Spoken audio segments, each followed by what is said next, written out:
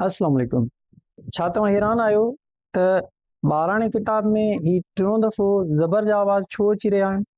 हिन सबक में असां डिस्कस कंदासीं त टिनी हंधनि ते जेकी ज़बर जा आवाज़ आया आहिनि उहे छो ऐं कहिड़े मक़सद जे लाइ आया आहिनि। जन लफ़्ज़नि जी हिजे में इख़्तिलाफ़ आहे, उन्हनि जी हिजे मुख़्तलिफ़ ज़ावियनि सां सम्झण जी कोशिशि कंदासीं। सिंधी ॿोलीअ में बज़ाहिर हिकु जहिड़ा नज़र ईंदड़ लफ़्ज़ जन जी असुल मुख़्तलिफ़ हूंदी आहे, उन्हनि खे सम्झंदासीं। गुज़िरियल सबक़नि जो जेको दौर हिन सबक में ॾिनल आहे उनखे सम्झण जी कोशिशि कंदासीं ऐं सादा जुमिला ठाहिण सिखंदासीं हिन सबक में, ऐं हिन सबक खे लिखण जो दुरुस्त तरीक़ो बि सिखंदासीं। त हीउ वीडियो मुकमिल ॾिसी वठिजो, इनशाअल्लाह फ़ाइदो थींदो। हिन जी ॿार खे हिजे पढ़ाइण भले ज़रूरी न हुजे, लेकिन हिकु उस्ताद जे लाइ दुरुस्त हिजे जी ॼाणण बेहद ज़रूरी आहे। हिन जी हिजे हिन तरह आहे: सीन ज़बर स, बे ज़बर ब, क़ाफ़ पेश क़ु, सबक़। हाणे हीउ जेको लफ़्ज़ आहे इहो लफ़्ज़ वरितल आहे 13 मंझां, 13। हिन लफ़्ज़ में रे जे मथां हूंदी आहे ज़बर। त हाणे हिन खे ते रहों पढ़िजे ज़बर सां, या ते रूहों, या ते रे हों ज़ेर सां। हिन खे सम्झंदासीं। सभ खां अवल त सिंधी लैंग्वेज अथॉरिटी वारनि जामे सिंधी लुग़ात जे हवाले सां हिन लफ़्ज़ जी जेका हिजे लिखी आहे, इन में इन्हनि रे खे ॾिनी आहे ज़ेर। ते ये ते, रे ज़ेर रे, हेवा नून हों, ते रे हों। ऐं होॾां असुल लफ़्ज़ जेको आहे उहो आहे ते रह, रे खे आहे ज़बर। त ते ये ते, रे ज़बर र, हेवा नून हों, ते रहों। ते रहों मूंखे मुनासिब न पियो लॻे। ते रे हों, रे खे ज़ेर सां, इहो त बिल्कुलु गैर फितरी आवाज़ लॻी रहियो आहे। त दुरुस्त छा आहे? रे खे ईंदी पेश।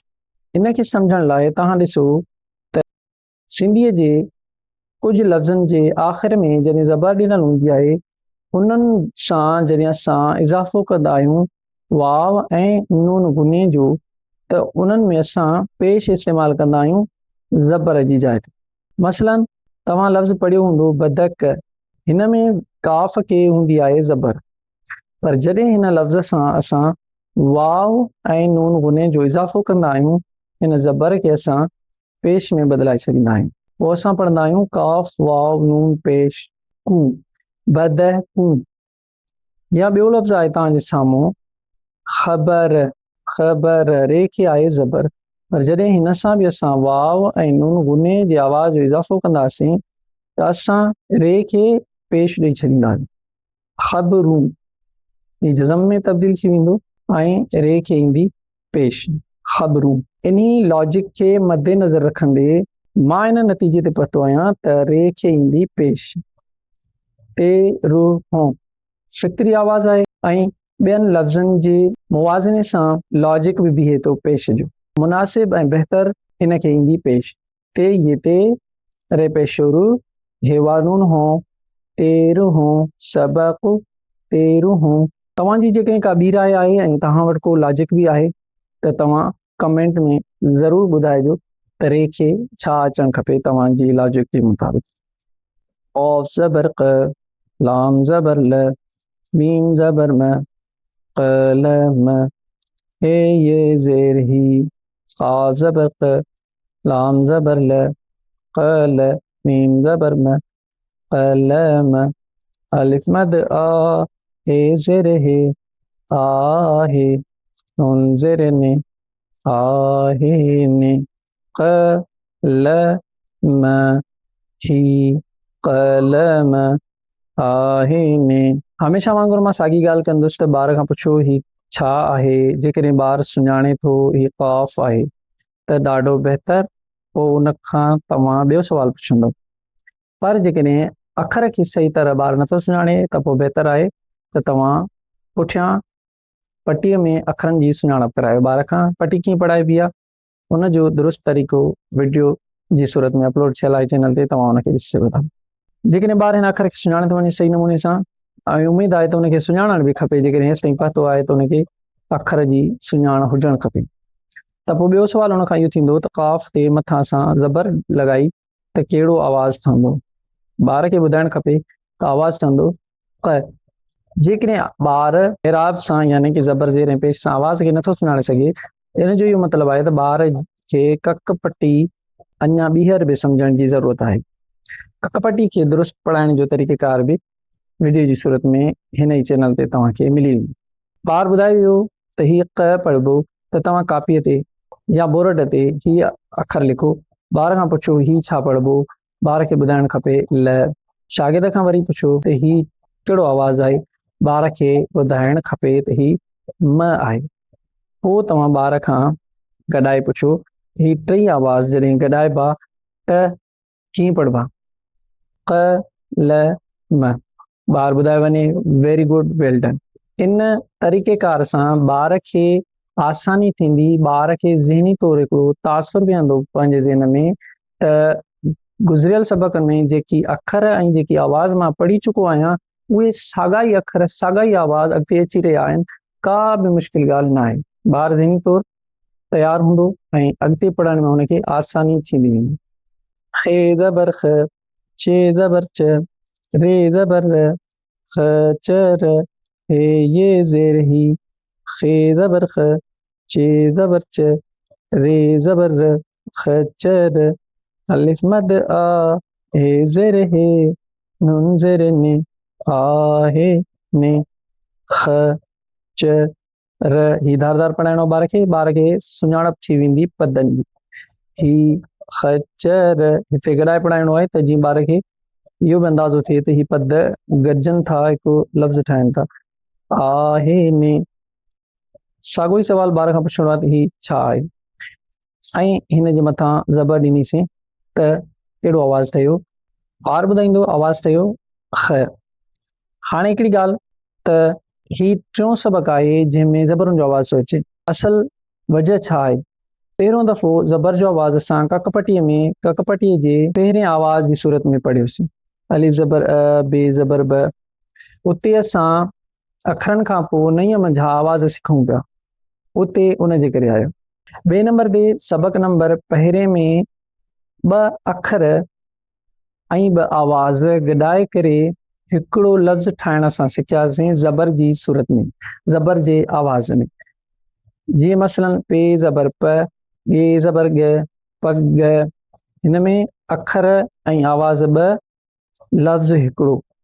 हिते इन जे करे इहो लफ़्ज़ आयो ऐं ही लफ़्ज़ पग जेको आहे वाहिद लफ़्ज़ आहे। पग, हीअ पग आहे, पढ़ी आया आहियूं असां। हिन सबक़ नंबर 13 में तव्हां ॾिसो था त ही टे आवाज़ आहिनि जेकी गॾजनि था, हिकिड़ो लफ़्ज़ ठहे थो। यानी कि ॿिनि आवाज़नि पढ़ण खां पोइ सबक़ नंबर 13 में असां टे आवाज़ पढ़ियासीं ज़बर वारा। ॿी अहम ॻाल्हि इहा त सबक़ नंबर पहिरें में जेकी ज़बर वारा ॿिनि आवाज़नि वारा लफ़्ज़ असां पढ़िया तक़रीबन उहे वाहिद लफ़्ज़ हुया। हिते जेकी लफ़्ज़ असां पढ़ी रहिया आहियूं उहे जमो में आहिनि। कलम उहे बि जमो में, खचर ही बि जमो में, ही हेठां ॾिसो हजम इहे बि जमो में आहिनि। त तव्हां सम्झी विया हूंदो त टियों दफ़ो ही ज़बर जो आवाज़ ॿाराणी किताब में छो ॾिनो वियो आहे। हे ज़बर है, जीम ज़बर ज, मीम ज़बर म, ह ज म। या इनखे बहितर तरीक़ो ही बि आहे त तव्हां ॿ अखर जेके हे ज़बर है, जीम ज़बर ज, ह ज, मीम ज़बर म, ह ज म, हे ये ज़ेर ही, हे ज़बर है, जीम ज़बर ज, ह ज, मीम ज़बर म, ह ज म, अलिफ मद आ, हे ज़ेर हे, आ हे, नून ज़ेर ने, आ हे ने, ह ज म, ही, ह ज म, आ हे ने। तक़रीबन हर सबक़ वांगुरु हिन सबक़ में बि पुठियनि आवाज़नि जो दौर ॾिनो वियो आहे। हीअ ॾिसो काफ़, अलिफ, का। ही जेको आहे अलिफ मदा जो आवाज़ आहे जेको असां ककपटीअ में ॿिए नंबर वारे आवाज़ में पढ़ी आया आहियूं ऐं सबक़ नंबर 2 में अलिफ मद आ, नून अलिफ ना, आना वग़ैरह में असां अलिफ मदा जो आवाज़ पढ़ी आया आहियूं। त ही अलिफ मदा जो आवाज़ आहे। काफ़ अलिफ काफ़। ही आहे ज़ौद या ज़ेर ज़ी, क़ाज़ी। ही सबक़ नंबर 4 में ये मारूफ जो आवाज़ आहे। ऐं ककपटीअ में चोथों आवाज़ ये मारूफ़ जो आवाज़। त अलिफ मद्दा ऐं ये मारूफ़ जो आवाज़ गॾाए करे हिते लफ़्ज़ ठहियो। क़ाज़ी आवाज़ मुख़्तलिफ़, लफ़्ज़ हिकिड़ो। ख़े ज़बर ख़, बे ज़बर ब, ख़ ब, रे ज़बर र, ख़बर। बज़ाहिर साॻिया, असल में मुख़्तलिफ़। मूं तव्हांखे शुरू में थोरी इंडिकेशन ॾिनी हुई। हाणे ही जेके बि आवाज़ आहिनि हिन सबक़ में तव्हां ॾिठा हूंदा सभु ज़बर सां आहिनि। जीअं मसलन ही क़लम, वरी हेठि ही ख़चर, वरी ही हजम, टई आवाज़ ज़बर सां आहिनि ऐं जमो आवाज़ आहिनि। ये लफ़्ज़ जमो माना ॾेखारनि था। क़लम जमो में, ख़चर जमो में, हजम जमो में, टिनिन ते ज़बर, माना जमो जी।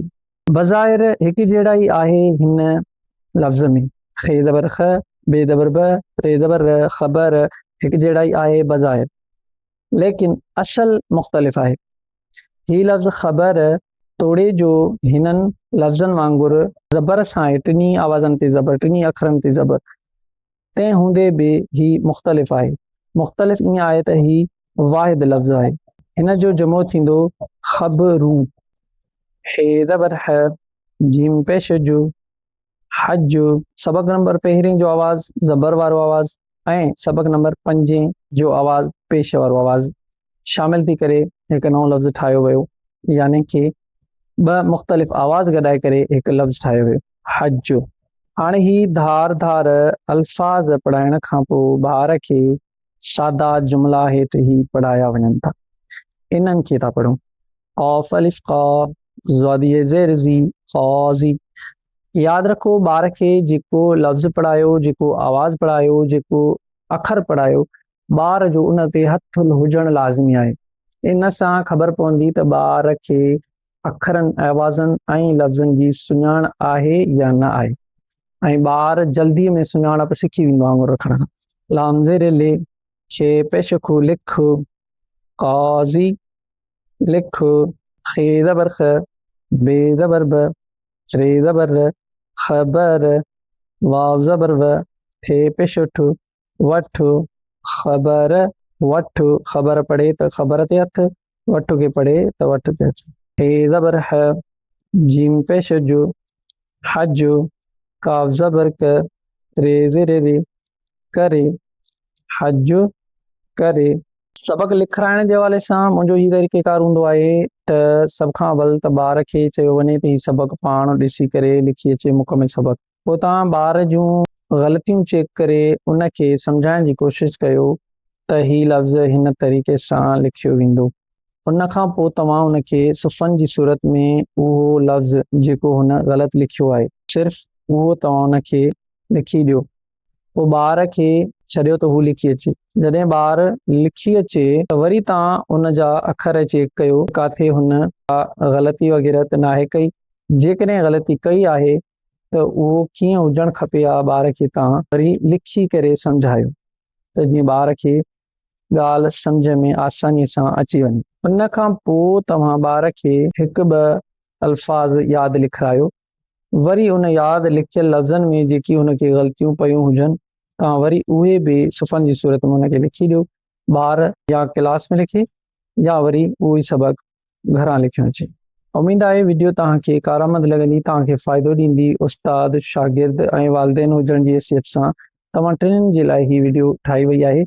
जेकॾहिं तव्हांजी का राय हुजे, को सवाल हुजे, को मशवरो हुजे त कमेंट लाज़मी कजो। वीडियो वाक़ई बि तव्हांजे लाइ कारआमद आहे त लाइक लाज़मी कजो। कंहिं ॿिए दोस्त जी हेल्प करणु चाहियो त उनखे वीडियो शेयर ज़रूरु कजो। चैनल खे सब्सक्राइब करे छॾियो त जीअं आईंदा बि तव्हां ताईं मुंहिंजा वीडियोज़ पहुची सघनि। अल्लाह हाफ़िज़।